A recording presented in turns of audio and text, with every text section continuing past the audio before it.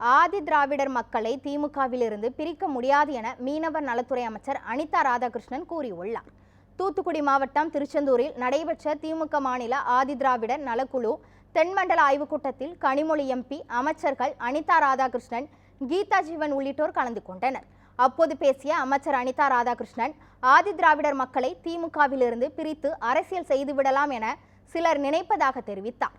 ஆதி திராவிட மக்கள் என்றும் திமுகவிற்கு ஆதரவாக நிற்பார்கள் எனவும் அவர் கூறினார்.